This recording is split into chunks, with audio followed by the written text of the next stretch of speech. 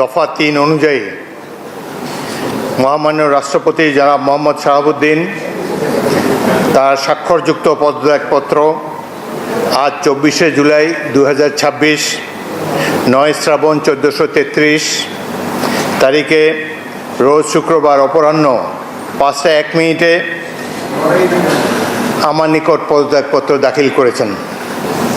ফলশ্রুতিতে সংবিধানের ৫৪ অনুচ্ছেদ অনুযায়ী আমি রাষ্ট্রপতির দায়িত্ব গ্রহণ করেছি।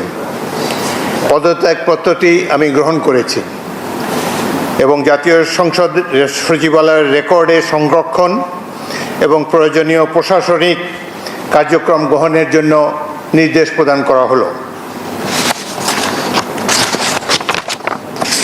কেন তিনি পদত্যাগ করেছেন এটি নিশ্চয়ই জানার কৌতূহল আপনাদের মধ্যে রয়েছে।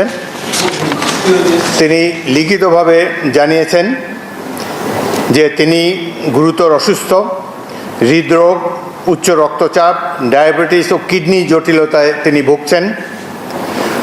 তার হৃদযন্ত্রে বাইপাস সার্জারি হয়েছে। ইদানিং স্বাস্থ্য পরীক্ষার অটোনমিক নিউরোপ্যাথি নামে রোগ শনাক্ত হয়েছে। এই রোগের কারণে তিনি মাঝে মাঝে অচেতন হয়ে পড়েন।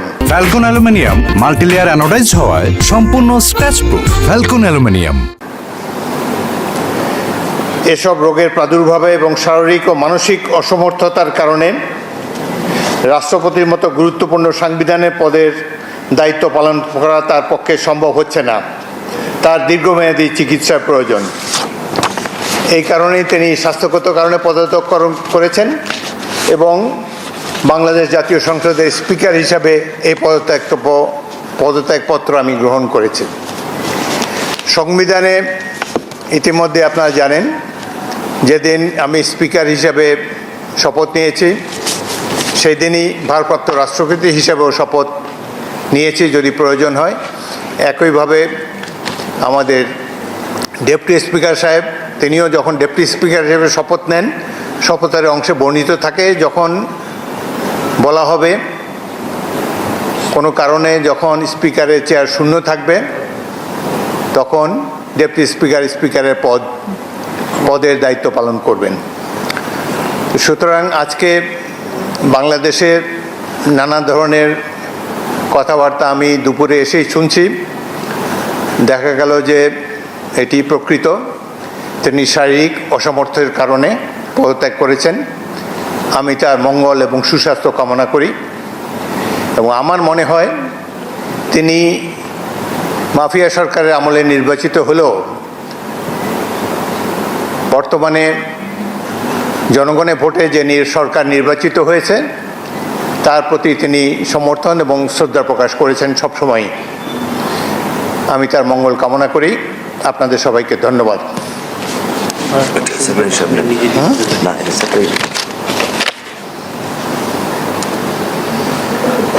কোনো প্রশ্ন থাকলে একটা দুটো প্রশ্ন করতে পারেন।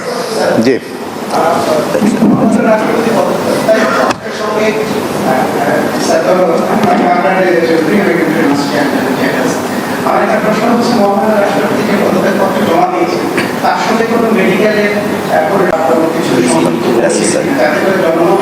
একটা প্রশ্ন আছে যেটা কি আসলে কাগজে কলমে অসুস্থতা না জেনুইন অসুস্থতা? আচ্ছা শোনেন, বাংলাদেশের রাষ্ট্রপতির পদত্যাগ একটি গুরুতর ঘটনা। এর সাথে দেশের ভালো মন্দও জড়িত। রাষ্ট্রপতি একজন মানুষ, তিনি অসুস্থ হতেই পারেন এবং তিনি রোগেরও নাম প্রকাশ করেছেন, লিখিতভাবে জানিয়েছেন তিনি কি রোগে ভুগছেন এবং মাঝে মাঝে তিনি অচেতন হয়ে পড়েন। এর জন্য ডাক্তারের সার্টিফিকেটের কোনো প্রয়োজন নাই, যিনি যেখানে নিজেই এটি দাবি করেছেন। সুতরাং আমরা আশা করি এই পদত্যাগের ফলে সকল ধোঁয়াশা পরিষ্কার হলো। কোনো ধরনের বিশৃঙ্খলা বা কোনো ধরনের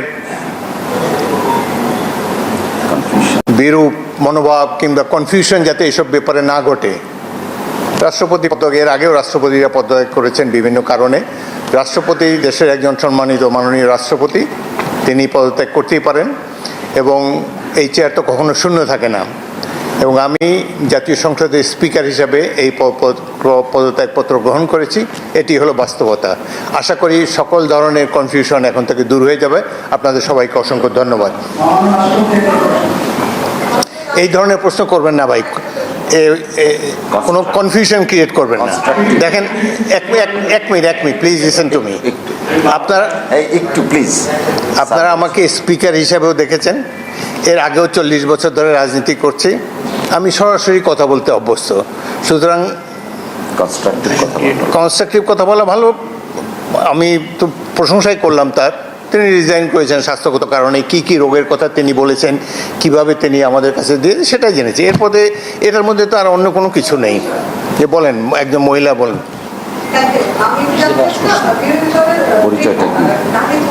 আপনার পরিচয় দিয়ে বলেন। জি,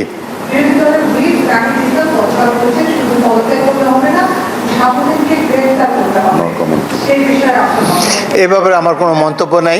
একটি গুরুতর সলেম অকেশন, দেশের রাষ্ট্রপতি পদত্যাগ করেছেন। Let us do justice to him. Thank you very much.